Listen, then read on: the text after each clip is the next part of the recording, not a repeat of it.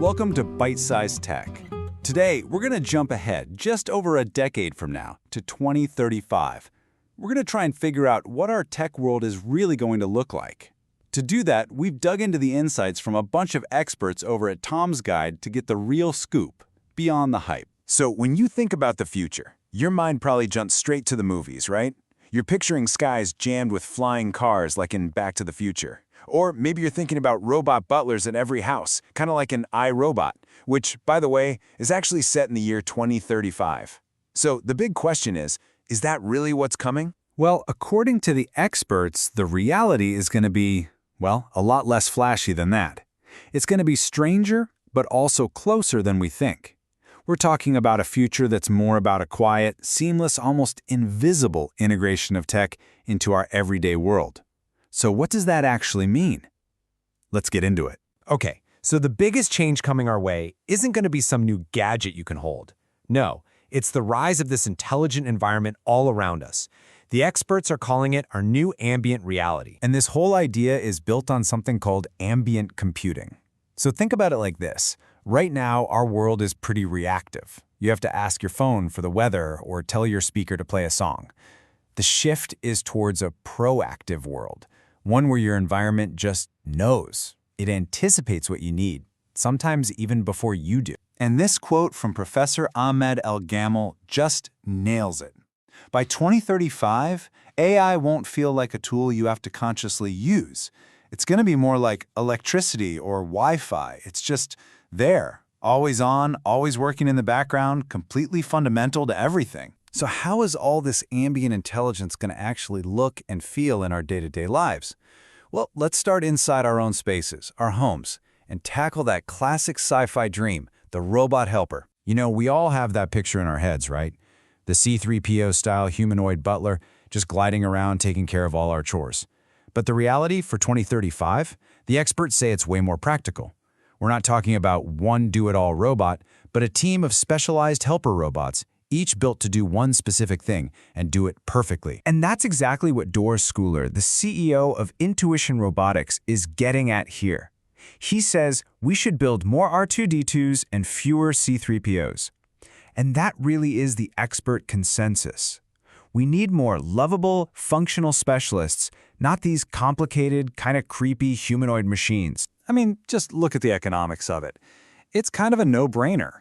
Why would you spend over $200,000 on a super complex humanoid robot when a Roomba that costs a couple $100 already does a fantastic job at one task? Yeah, we're going to see a lot more of these affordable, single-task robots, not some crazy expensive jack-of-all-trades. And that's not even getting into the safety aspect. Steve Cousins from Stanford's Robotics Center puts it pretty bluntly. He's worried about a 6-foot-tall humanoid just falling over on grandma. And he's got a point. A big, heavy, clumsy robot is a genuine hazard, especially if you have kids or elderly family members at home. And check this out. In a recent Stanford experiment, a robot called Mobile Aloha managed to do household chores with a 70% success rate. Now, for a research lab, that's amazing progress. But for your actual house, come on. Would you ever trust a car that only starts 7 times out of 10? No way. For something to be in our homes, it needs to be almost 100% reliable, and we are just not there yet. All right, so what about that other huge sci-fi dream? Flying cars whizzing around like in the Jetsons. Well, sorry to be the bearer of bad news, but that's probably not happening by 2035. The experts all agree the real revolution in how we get around is happening right down here on the ground. We're talking about level 5 autonomous driving, and the changes coming to our cars are going to be massive. We're talking about vehicles that need literally zero human input. That's level 5. We're talking about in-car AI agents that can do complex stuff for you, like book a dinner reservation while you're on your way. And get this, the end of range anxiety.